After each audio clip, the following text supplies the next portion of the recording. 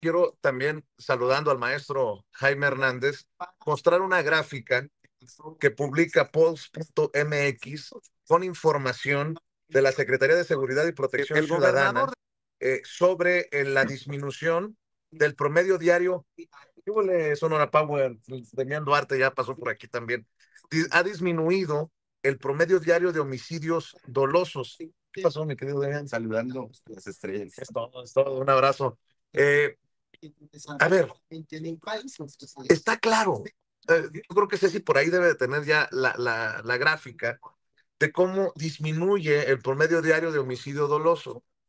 Y hay otra gráfica que mostró Ceci más temprano de lo que dice el Instituto Reuters y la Universidad de Oxford, de los periodistas más influyentes. Nos incluyen a nosotros en la lista, al chapucero, al charro político, a campechaneando, pero están acaparando esa lista Aristegui, Carmen Aristegui, Carlos Loret de Mola, Joaquín López Dóriga, Ciro Gómez Leiva, etcétera, etcétera, etcétera. Pues dices, con razón, la percepción no va de la mano con los resultados o los resultados no van de la mano con la percepción, porque la prensa, esa que cayó, todo lo que está diciendo el maestro Paco Cruz en su momento por órdenes de Genaro García Luna, es la que anda desatada, es la que anda desatada creando la percepción de que estamos peor que antes. Y no, señoras y señores, no podemos permitir que nos mientan arteramente estos que en algún momento callaron como cómplices. Pero bueno, esa es solamente mi opinión. Mi querido Jaime Hernández ya llegó también. El maestro Jaime Hernández, te saludamos con mucho gusto. Jaime, ¿cómo estás? Buenos días. Muy buenos días, caballeros, ¿cómo están? Querido Paco Cruz, querido Vicente, aquí, listo. Es que hay un chorro de cosas. Déjame ver si le entras con esto o déjenme, porque muchas personas me dijeron, no, estás inventando, Vicente Serrano. Ayer que mencioné que el alcalde de Chicago, Brandon Johnson, había pedido a la ONU investigar al gobierno de Donald Trump por medidas abusivas contra los inmigrantes. Bueno, el viernes habló ante el Consejo de los Derechos Humanos de la ONU y le estoy pidiendo a Ceci que me destaque, que nos rescate una parte de este discurso de Brandon Johnson. A ver si la querida Ceci nos muestra el material que le estoy pidiendo. Eh, Mi querida Ceci, le estoy mandando el material, le encargo por favor que me lo clasifique, pero tú dices, mi querido Jaime, porque ayer también vi que en No Apto para Cínicos hablabas pues de este encuentro, no sé qué tan desafortunado, con personajes de lo más alucinante que tiene este sector del periodismo, ¿no? Alarraqui, Rubén Moreira, Mario Di Constanzo, y todos estos personajes que estaban reunidos con Carlos Manso, que son muchos de los que hoy están en pie de guerra con el tema de Carlos Manso, generando percepciones. Así lo Sí. entiendo, mi querido Jaime, le entramos. Y conforme avanzan las investigaciones del asesinato de Carlos Manso, cada vez se pone esto más truculento, porque ayer mismo el gobernador de Michoacán, el señor Bedoya, destacaba que entre las investigaciones, el foco de las investigaciones se encuentra las razones hasta cierto punto inexplicables por las cuales el homicida fue ultimado, fue asesinado, fue ultimado, fue ejecutado literalmente, una vez que ya estaba sujeto por los guardaespaldas de Carlos Manso. Yo creo que en buena lógica cualquiera diría, bueno, vamos a ver, es mejor mantenerlo con vida para saber quién le ordenó asesinar a Carlos Manso, cuál fue el móvil. Lo compraron evidentemente, estaba drogado evidentemente, pero ¿quién ordenó su muerte? Esa era una pregunta clave que ahora pues se ha quedado sin respuesta. Entonces, se están investigando por qué motivo fue ultimado el asesino de Carlos Manso. Y luego también, ¿por qué se relajó la seguridad en torno a Carlos Manso, y permitió que este chico se aproximara hasta asesinarlo? Yo creo que ese es uno de los puntos claves de la investigación. Y luego tenemos este deambular errático de Carlos Manso para encontrarse con gente de Atypical, con Alarraqui, lo reciben prácticamente como héroe ahí en Atypical. El propio Carlos Manso llevaba una cajita de donas de estas de Krispy Kreme que le convidó al señor Carlos Alarraqui, y estaban ahí Jesús Ortega, estaba Rubén Moreira, estaba Mario de Constanzo, estaba Rubén Aguilar, y todos ellos platicando, y sobre todo Moreira dándole consejos a Carlos de Manso sobre cómo reforzar su seguridad, todo un encuentro muy extraño. Y cuando porque Carlos Manso, hay que señalar que cuando Carlos Manso se encuentra o se convierte en compañero de viaje de estos personajes, la pregunta es, ¿cuál fue el móvil? ¿Qué es lo que motivó a Carlos Manso a reunirse con esta gente de Atypical? Y la única respuesta que yo tengo, al menos, es que Carlos Manso era un oportunista, buscaba entablar relación con grupos de derecha, porque evidentemente en sus planes estaba hacerse con la gubernatura de Michoacán, y su esposa, su viuda, ha dicho que Carlos Manso habría sido uno de los mejores presidentes de la historia de México. Tenía muchas ambiciones. Así es que yo creo que el oportunismo de Carlos Manso queda reflejado en estos encuentros. Yo no voy a juzgarlo, una vez que está bajo tierra, es su derecho reunirse con quien quiera, pero el hecho es que Carlos Manso no tendría, si fuera consecuente con la doctrina de seguridad y con los principios de la 4T, nunca se habría reunido con estos personajes, y eso es lo que llama la atención.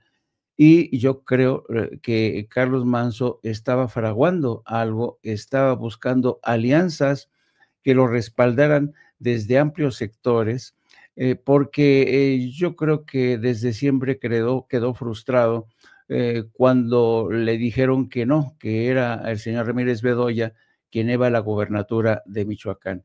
Así es que esto lo pinta como un hombre ambicioso, oportunista, y yo no le resto mérito al Carlos Manso, que también enfrentó y era valiente y echó para adelante. No, un hombre no es un hombre es muchos hombres. Tenemos la versión de Carlos Manso, de echado para adelante, valiente, que enfrentaba a los criminales, a los malandros, pero también tenemos al Carlos Manso oportunista, que buscaba abrirse camino con el apoyo de gente realmente deleznable.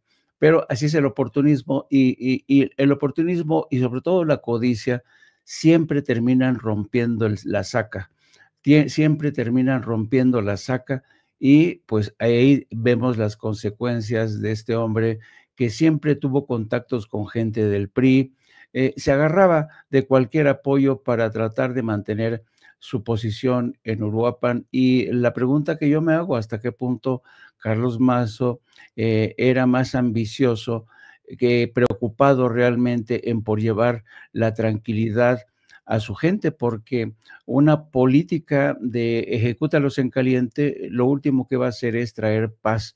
Ese tipo de políticas siempre regresan como un boomerang y te cortan la cabeza. Así es que ese es un punto interesante de analizar.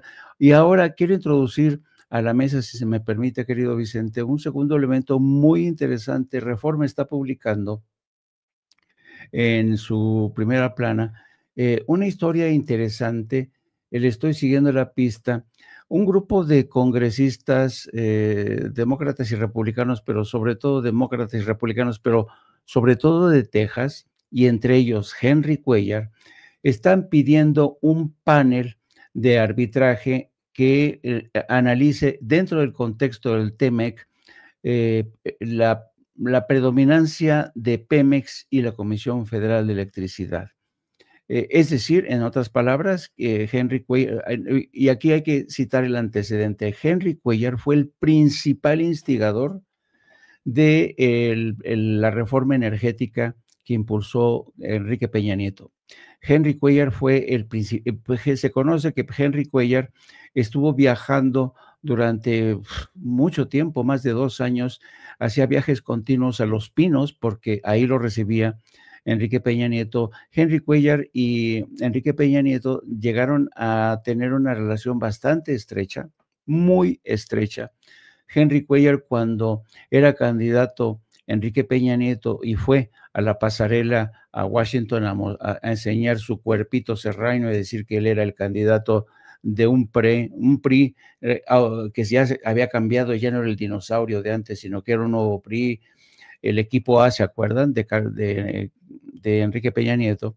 Llega a Washington y Henry Cuellar le abre las puertas en el Capitolio, y en el Capitolio metafóricamente le alza el brazo y dice ante sus colegas: este es el futuro presidente de México. ¿Por qué? Porque Henry Cuellar contaba con el respaldo. Henry Cuellar es tejano, está muy vinculado a las empresas petroleras, lo mismo que los otros 4 colegas de Texas que están impulsando este panel de arbitraje, porque no les pareció en absoluto los cambios, la modificación a la Constitución que impulsó Andrés Manuel López Obrador y mantiene Claudia Sheinbaum. No les ha parecido en absoluto. ¿Por qué? Pues porque los jodió, porque ellos trabajan para empresas petroleras. Sí, están al servicio del pueblo, se supone, pero, y no es la primera vez que acusan de Henry Cuellar de corrupción. Así es que está muy interesante este tema. Ojalá que desde la Secretaría de Hacienda, Economía y Palacio Nacional le pongan ojo a este intento de Henry Cuellar y Camarilla de introducir un panel de arbitraje en el TEMEC para dar marcha atrás en el predominio de Pemex y la Comisión Federal de Electricidad en el sector energético. Y ahí me detengo, querido amigo. Gracias, mi querido Jaime. Déjame saludar también a Norman Pearl, que ya llegó, ya está listo también para hablar sin censura. Estaba viendo que Máximo Allende, en exclusiva para Subjetivo Noticias, su espacio, Máximo Allende ha documentado cómo, luego de que Javier Alatorre y Ricardo Salinas Pliego posicionaran este tema de los adolescentes en el crimen organizado, de los niños sicarios, de cómo este muchachito de 17 años mató a Carlos Manson. Bueno, pues por un lado, Ricardo Salinas Pliego y Javier Alatorre están atacando el programa de Jóvenes Construyendo el Futuro, pero Grupo Salinas tuvo o ha tenido más de 4,000 becas precisamente a través de este programa de Jóvenes Construyendo el Futuro entre 2019 y 2023. Estaba viendo lo que publica Máximo Allende, todo, hay que decirlo, todo el crédito y todo el reconocimiento a Máximo Allende. Salinas Pliego tuvo 4,000 becas de Jóvenes Construyendo el Futuro. O sea, Grupo Salinas se ha beneficiado de lo que hoy critica. No, pues qué desgraciados, qué culebras. Bueno, así las cosas, mi querido Norman Pearl, ¿cómo estás? Te saludamos con mucho gusto, buenos días. Hola, ¿qué tal? Buenos días, Vicente, Paco, Jaime y toda la audiencia maravillosa de Sin Censura. A ver si tenemos a Norman, mi querida Ceci. A ver si logramos la conexión. Perdón, con Norman. Entonces yo soy el del problema, perdón. Estoy perdiendo la conexión. Perdón por interrupción, mi querido Norman, adelante. No, no te preocupes. Estaba dándole los buenos días o deseando los buenos días a la audiencia y a ti, Vicente, Jaime y Paco. Pues mira, me llama mucho la atención esta investigación. Es una investigación contundente, devastadora para Grupo Salinas, como todas las acusaciones que ha venido desarrollando en términos fiscales, en términos económicos, etcétera, etcétera. Las circunstancias, primero hay que explicar que Jóvenes Construyendo el Futuro es una beca que da el gobierno para que trabajen en alguna empresa. Esa empresa no tiene que pagar absolutamente nada, sino simplemente al terminar un año, que es el plazo específico que se les da, los contratan o simplemente los dejan ir. Pero beneficiarse con 4,000 becas implica un financiamiento por parte del gobierno para el grupo Salinas. Y hablar de 4,000 personas, de 4,000 jóvenes, pues es hablar de dinero. Yo creo que Salinas siempre ha buscado beneficiarse de los gobiernos sucesivos sin poner nada a cambio. Entonces, estos ataques que hace sobre los niños sicarios, pues tú lo dices muy bien, son incongruentes porque justamente el propósito de fondo de Jóvenes Construyendo el Futuro es alejarlos del crimen organizado, alejarlos de la posibilidad de ser contratados o enganchados por estos criminales y que ellos puedan decidir su vida en función de un trabajo serio, de un trabajo honesto. Qué tristeza, una tristeza más con respecto al grupo Salinas, que bueno, ahorita está acorralado por donde quiera, se hunde y se hunde de una manera estrepitosa, pero se hunde por sus conductas, se hunde porque mercado, pues el mercado existía para poder sobrevivir de una manera justa, pero por ejemplo, hablar de Electra es hablar de explotación. Lo vimos inclusive cuando la pandemia, que los obligaban a ir a trabajar a pesar de estar en ese nivel de riesgo, inclusive muchos enfermos. Luego, por otro lado, encontramos también que TV Azteca pues, no tiene ninguna justificación para estar en el mercado, porque TV Azteca simplemente sus contenidos y sus ataques en contra del gobierno o los gobiernos pues han sido motivos suficientes para que se cancelen esas autorizaciones, por decirlo folclóricamente, de la cual disfrutan. Yo creo que el Grupo Salinas finalmente va a tener que entender que ya llegó el momento de empezar a enfrentar sus compromisos de carácter fiscal, de carácter económico con acreedores, y bueno, pues ya su vida se va a reducir en términos de participación. Seguramente Ricardo Salinas seguirá gritando, seguirá escandalizado por lo que está pasando, pero él es el único culpable de lo que le sucede. Así que bueno, fíjense que ayer justamente hacíamos una reflexión con respecto a esa reunión de Al-Awraqui que tuviera con Carlos Manso. Yo había visto un pequeño video de la entrevista de Al-Awraqui con Manso, y Manso se mantuvo respetuoso con respecto al expresidente López Obrador, con respecto a la presidenta, hablaba de la seguridad, hablaba que él quería que se reforzara el apoyo para cumplir su propio proyecto político, eso hay que decirlo.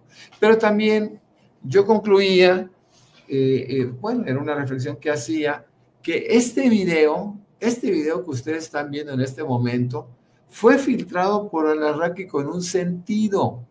¿Y cuál era el sentido de filtrar este video hasta ahora y no en el momento cuando se da la entrevista, que fue hace varias semanas? Lo hace con el deliberado propósito de sugerir o asumir que Manso fue su muerto, que fue el muerto de la derecha, que era de la derecha y que ellos tenían derecho de golpeteo.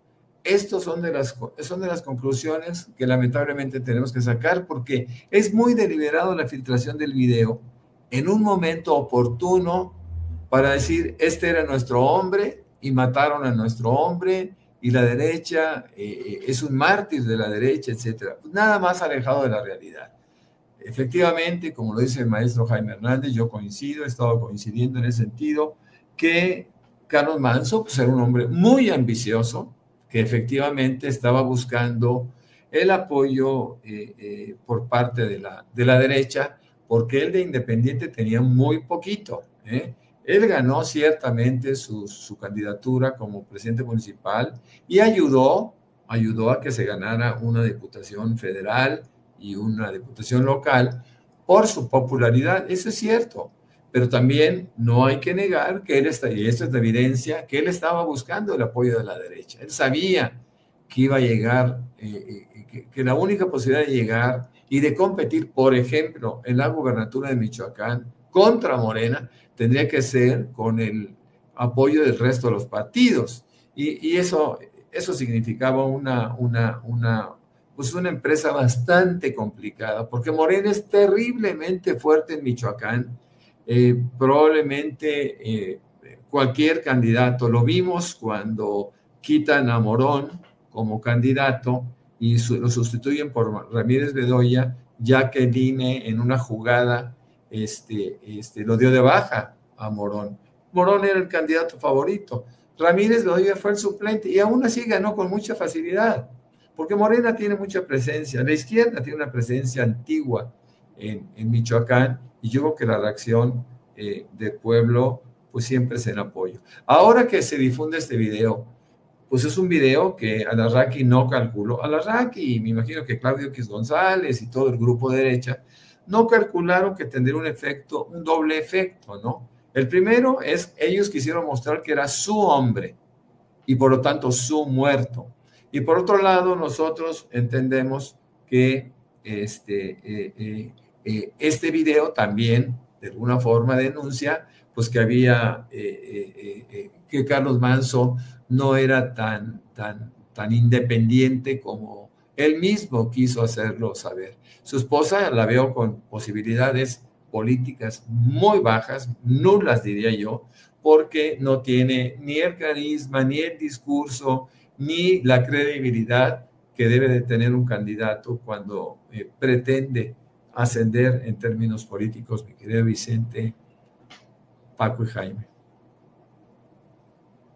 Entrando justamente a la mañanera, así que está formado haciendo listas, seguramente lo vamos a ver en un rato, pero Jaime, Norman, aparte del tema de Carlos Manzo, Grecia Quiroz García, tenemos otro tema que esta semana va a ser fundamental.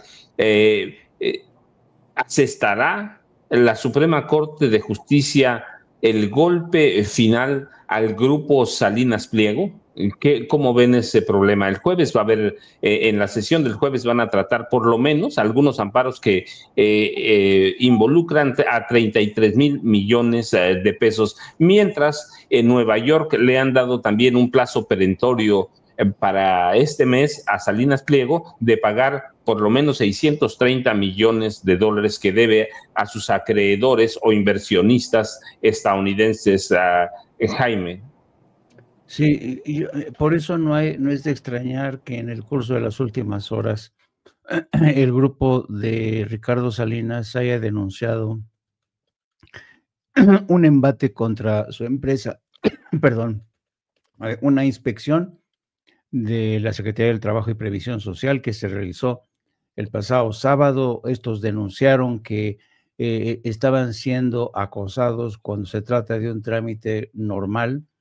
Ayer mismo la Secretaría del Trabajo y Previsión Social desmintió que esta incursión para hacer una inspección tuviera algo de irregular o ilegal, pero pues como Ricardo Salinas Pliego ya le teme al lobo, sabe que ahora sí ya le vio las orejas al lobo, sabe que ya Hacienda y ya pues tiene ahí listo todo el expediente junto con el SAT para obligarlo a pagar, y falta solamente el pronunciamiento de la Suprema Corte, que este jueves podría emitir una primera fallo, una primera resolución. Yo creo que en este primer lote que van a revisar los magistrados hay un cúmulo de deudas bastante considerable. No son los 74,000 o 78,000, pero sí es más de la mitad de lo que debe este señor, y por eso mismo está lanzando un popurrí de retórica victimista, diciendo que el Estado va contra él, que los zurdos de mierda, que él es un capitalista convencido de que el esfuerzo personal que le ha costado, y poniéndose como ejemplo casi como mártir de la ultraderecha, invocando a los jóvenes, diciendo no se dejen jóvenes. Ayer escribía una columna en el Universal. Dios mío, qué cursi columna, diciendo que él quería convertirse en un buen ancestro, poniendo el ejemplo a las nuevas generaciones de cómo se tendría que defender, ¿no? Vergüenza le debería de dar de todo el historial de crímenes y ilegalidades que le permitieron acumular una de las fortunas más considerables en México. Ricardo Salinas no es un libre pensador, no es un empresario neto, no, es una criatura del denominado capitalismo de compadres que se benefició de su relación con el poder judicial, el poder político. Durante mucho tiempo se convirtió en un tipo que manejaba sus marionetas a su conveniencia.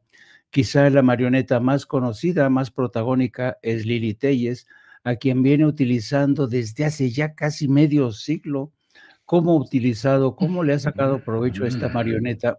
La utilizó en aquella confrontación contra el PRD en la Ciudad de México, atacando al fiscal de entonces, Samuel del Villar, esta mujer señalando, victimizándose, diciendo que Samuel del Villar le estaba atacando, que la querían asesinar, cuando el trasfondo de todo eso era el intento por ocultar la investigación del Estado contra carteles que habían asesinado a Paco Stanley. Y todo esto lo quiso revolver esta mujer junto con su patrón para tratar de estigmatizar al gobierno de en aquel entonces el PRD, para vincularlo con el crimen organizado. Desde entonces el juego de Ricardo Salinas es estigmatizar a los gobiernos que se oponen a sus malos manejos, a su negativa a pagar impuestos. Los presenta como gobiernos comunistas, como zurdos de mierda, que no hacen más que exigirle el cumplimiento de sus obligaciones como ciudadano. Y yo creo que desconocemos cuáles son los planes del gobierno. Evidentemente el gobierno de Claudia Sheinbaum no va a mostrar sus cartas. No sabemos si en los planes está la intervención de TV Azteca, no sabemos si también está la intervención de Electra. Ha habido mucha rumorología en este sentido, sobre todo de algunos columnistas, diciendo que el gobierno de Claudia Sheinbaum ya tiene todo preparado para intervenir Televisión Azteca, para intervenir Eléctrica, que incluso ya tiene a quienes le va a entregar cada empresa. O sea, insisto, pura rumorología. Y esto ha puesto muy nervioso a Ricardo Salinas, que por otro lado, como bien señalabas, querido amigo, también está arrinconado en Estados Unidos, porque le están exigiendo que por favor cumpla con sus obligaciones, con sus acreedores. Así es que la suerte ya está echada. Ricardo Salinas se queda con menos espacio para maniobrar y menos tiempo. Y no estoy seguro que, a pesar de lanzar a su cuadrilla de seguidores como el señor, el que se parece a Nicolás Maduro, diciendo que esto es un atentado contra la libertad de expresión, contra toda esta gente, los súbditos, los acólitos que mantiene ahí en su programación Ricardo Salinas, no lo van a salvar en esta ocasión de la quema ante el SAT. Va a tener que pagar que sí o sí. Don Francisco se quedó congelado. El maestro Paco Cruz. ¿Qué vamos a hacer, Norman? ¿No lo habrán abducido los extraterrestres al maestro Paco Cruz? Se quedó así como... Sí, se quedó congelado. Y mira que donde está ahorita, en tierra caliente, estamos hablando de que está a 30 grados a la sombra, ¿eh? Sí, ese congelamiento es atípico, es raro, ¿no? Sí, a mí, fíjate que ya ves que nos ha presumido que tiene un mango, que da muchos mangos. Un árbol de mango. Yo estoy enterado que mandó poner una antena súper sofisticada en ese mango. Yo no sé cómo le sigue mal funcionando la señal desde su paraíso. Hay que recordar que el maestro Paco Cruz está retirado en su palacio invernal, apurando los últimos capítulos de su obra, de su última obra. Qué trabajo tan más.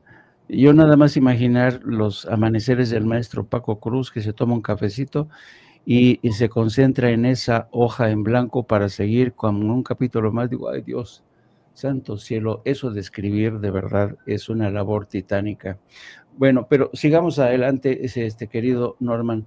Fíjate que estábamos revisando ayer esta historia de cómo la investigación en torno al caso de Carlos Manso como que tiene nuevas aristas, ¿no? Y es exactamente lo que ocurrió hace 31 años con el famoso segundo tirador que ha sido detenido en Tijuana, 31 años después, y a pesar de la denuncia del expresidente Andrés Manuel López Obrador, hubo una inacción evidente del aparato judicial y no ha sido sino hasta que se renovó el Poder Judicial, hasta que se emite una orden de detención. Evidentemente, quienes le estuvieron poniendo la pierna encima al Poder Judicial es evidentemente, tiene un nombre, se llama Carlos Salinas de Gortari. ¿Qué opinas de esta detención y en qué puede terminar?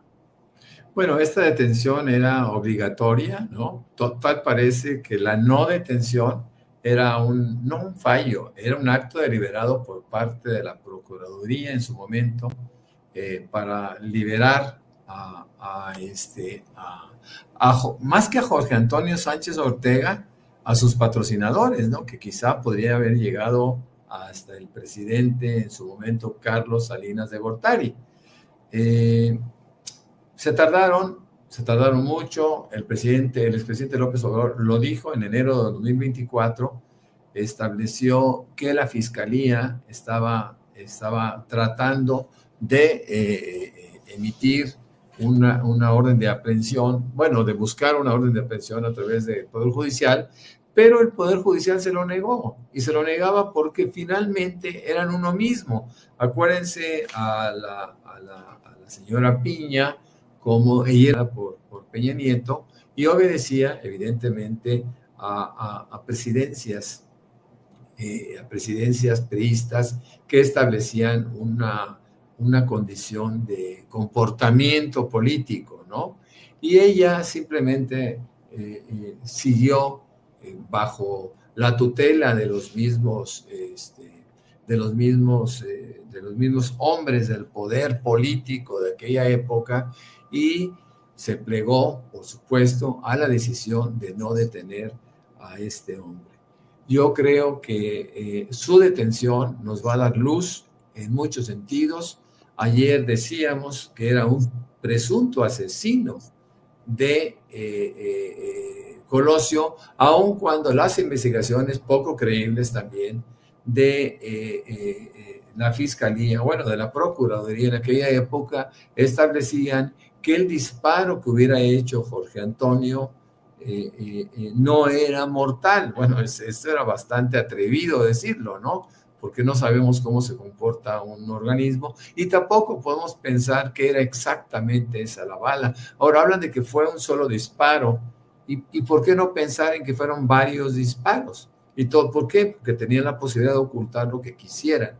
Entonces yo creo que esta detención de un individuo que estaba con su chamarra hace 31 años, una chamarra blanca, manchada de sangre del ex candidato Colosio, que también tenía en sus manos residuos de pólvora, lo cual sugería que había accionado un arma de fuego. En fin, todo esto fue de alguna manera minimizado por la Procuraduría, y recuerden que es Genaro García Luna, quien es su director ¿cómo se llamaba ese organismo? El CISEN, que por cierto citan que tenía apenas 25 años y era su director de CISEN. Tuvo padrinos políticos muy importantes para un crecimiento. Imagínate un joven de 25 años como su director del CISEN. Bueno, este hombre, Genaro García Luna, vuela a Tijuana, hace los trámites que sean necesarios, lo saca de la cárcel y se lo lleva. Y se lo lleva a la Ciudad de México, y después entiendo que fue reasignado en Sinaloa en una posición importante. Así que nosotros tenemos que estarnos preguntando todos los días qué pasó Mucha gente se preguntaba desde hace 31 años, ¿qué pasó con este segundo tirador, no? ¿Fue realmente el asesino? ¿Fueron sus balas las que cegaron la vida del candidato? ¿O tenemos que pensar que fue Aburto, quien Aburto siempre negó? Claro, antes en la primera fase de torturas aceptó que no había sido, pero después lo negó. Nosotros conocemos a muchas personas inocentes que les presentan declaraciones y las obligan bajo tortura a firmar. No sabemos exactamente qué pasó con Aburto, pero en cualquier caso sabemos sí que está pagando una condena que eventualmente podría ser una condena falsa y una condena que le llevara a una condición pues inesperada. Él siempre lo negó, públicamente lo ha negado, y bueno, el caso de Sánchez Ortega, tal parece que no había posibilidad de que lo negara, pero fue apoyado por el poder. Ahora, aquí lo que tenemos que pensar es, ¿actuó García Luna por su cuenta? Seguramente que no. ¿Quién le dijo a García Luna que fuera a Tijuana y lo rescatara de inmediato? Venía la orden desde Salinas de Gortari, venía la orden por parte del procurador en su momento.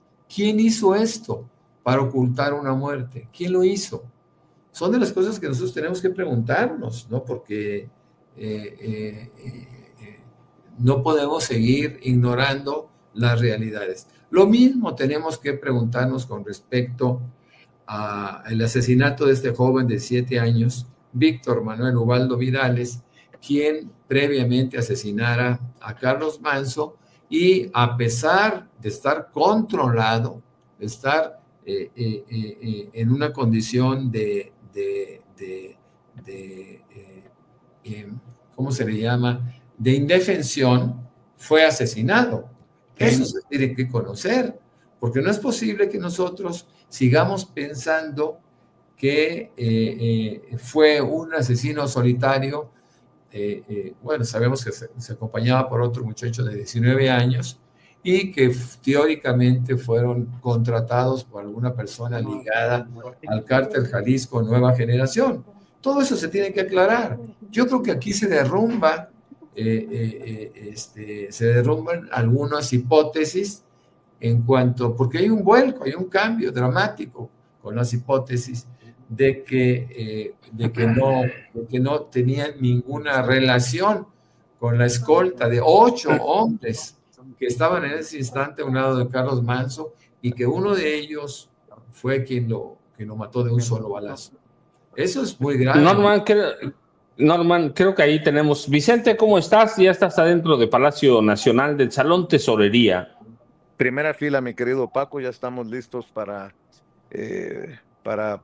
si así lo decide la presidenta, hacer nuestros planteamientos para comentar los temas que creemos relevantes. Y bueno, uno de esos temas es lo que mencionaba, querido Paco, Jaime, Norman, las declaraciones, la petición, la solicitud del alcalde de Chicago para que el Consejo, el Grupo de Derechos Humanos de la ONU, investigue y sancione al gobierno de Donald Trump por la violencia y las actividades de ICE. No sé si ya vieron y escucharon las declaraciones de Brandon Johnson.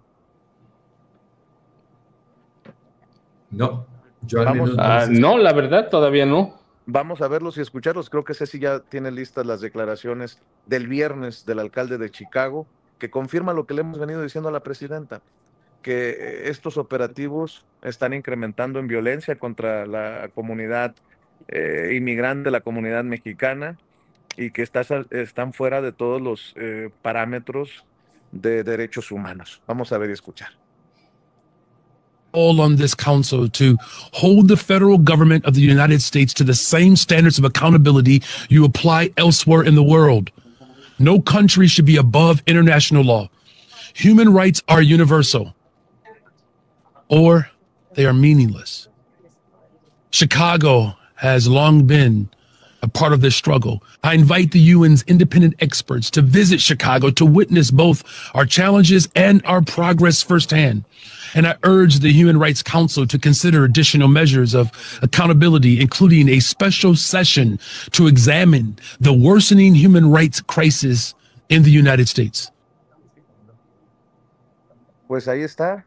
Por eso hemos insistido nosotros en saber cuántos casos de presuntas violaciones de derechos humanos se tienen documentadas por parte del gobierno que encabeza la presidenta Claudia Sheinbaum Pardo, porque el alcalde de Chicago habla de una crisis de derechos humanos generada por estos operativos de ICE en momentos en que siguen los encapuchados en vehículos no identificados haciendo estos rondines y haciendo estos arrestos, y existe este documento del FBI pidiendo a ICE que identifique a sus elementos, porque cada vez hay más casos de personas impostoras que se hacen pasar por elementos de las autoridades migratorias para cometer fechorías, maestros. Pues yo insisto que no hay país que más viole los derechos humanos, no ahora, históricamente, que Estados Unidos, pero yo digo, ¿quién le va a decir algo a Estados Unidos, Norman? Jaime, ¿quién le va a decir? Le tocaba a Jaime, ¿quién le va a decir algo a Estados Unidos? A Donald Trump. Pues en cualquier caso es importante este pronunciamiento, porque además ya ayer lo mencionábamos, existe una causa ante un juzgado o ante una corte en Illinois, donde la jueza se ha declarado impactada por la forma en que ICE ha mentido, ha maltratado a los inmigrantes. Y sobre todo ha habido acusaciones de que, por ejemplo, el principal responsable de ICE en esa ciudad incluso ha mentido, ha dicho que lo han apedreado cuando no es cierto, y esta decisión de este funcionario de ICE de mentirle a una jueza ya lo metió en problemas, con lo cual esta jueza está convencido que el historial de ICE en Chicago es uno de los más lamentables, es ilegal. Se ha convertido en una campaña oscura, que aquí tenemos como la jueza de distrito, Sarah Ellis, dice que los agentes están usando fuerza excesiva contra los manifestantes, y también en este pronunciamiento de la jueza, que dice que estas acciones impactan la conciencia, acusa a la gente de ICE de estar mintiendo, en el sentido, dicen que los están agrediendo los inmigrantes, pero los inmigrantes no agreden a los agentes de ICE, o sea, son las víctimas, no los victimarios, pero este es el relato que quiere vender la Casa Blanca, y por eso también es importante que el alcalde de Illinois, de Chicago, que desde mi punto de vista se ha convertido en punta de lanza de una campaña en defensa de los derechos de los inmigrantes, está haciendo un trabajo realmente contra viento y marea. Es realmente honorable el trabajo de este alcalde que defiende a nuestros migrantes, y yo creo que esto sí que puede traer consecuencias a la larga, no solamente desde el frente de la ONU, como bien dice el maestro Paco Cruz, que le importa un carajo a la administración Trump, pero sí desde una jueza que puede determinar acciones ilegales de ICE. Jaime, antes de que llegue la presidenta, ¿a dónde te escuchamos? Ya sabe, de 2 a... Ayer terminaste al 3:45, en No Apto para Cínicos, Jaime. Sí, estoy revisando, Jaime. A partir de las 14 horas, ahí los espero en No Apto para Cínicos. Hoy vamos a seguirle la pista a esta forma tan extraña en que los demócratas claudicaron ante los republicanos para reabrir el gobierno. Es interesante. Y también vamos a seguir hablando de este intento de este grupo de congresistas demócratas y republicanos para obligar al gobierno de México a que, obligar, mejor dicho, a los 3 gobiernos a reabrir un panel de arbitraje para revisar ¿Qué pasa con Petróleos Mexicanos y qué pasa con la Comisión Federal de Electricidad?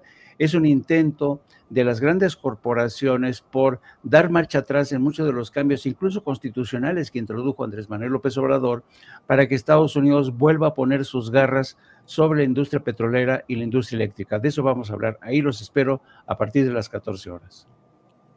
Norman, a ti te cortamos cuando estabas en el caso Colosio y todo lo que representa la detención de Jorge Antonio.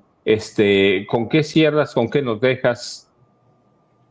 Bueno, me llama la atención, ya al margen del tema de Colosio, que seguramente pronto conoceremos mucho más de la evolución que tendrá seguramente este proceso en contra de Jorge Antonio Sánchez Ortega.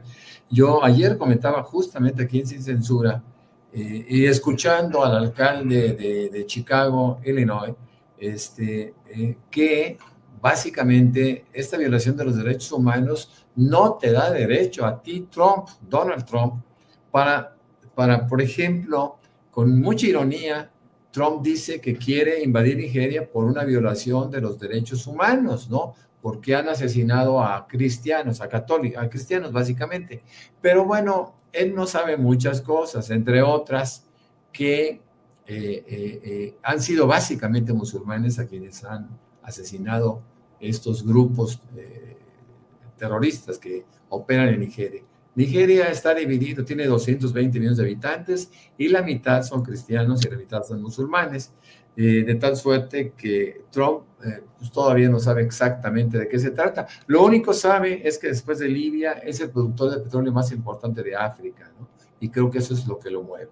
Bueno, pues a mí me encuentran como Norman F. Pearl en X y también me pueden encontrar en Facebook, en 2 cuentas que por ahí tenemos. Y claro, de 7 a 9 de la noche tengo el gusto, tengo el privilegio de compartir este espacio. Es de 7 a 9 de la noche con Norman Pearl. Basta que se metan al canal Norman Pearl TV y con eso, de 7 a 9 de la noche, de lunes a viernes, podremos vernos. Que tengan muy buen día. Saludos, amigos. También, muchas gracias. Buenos días. Bueno. ¿Qué dijo? Ahora sí que no escuché lo que dijiste, Rey.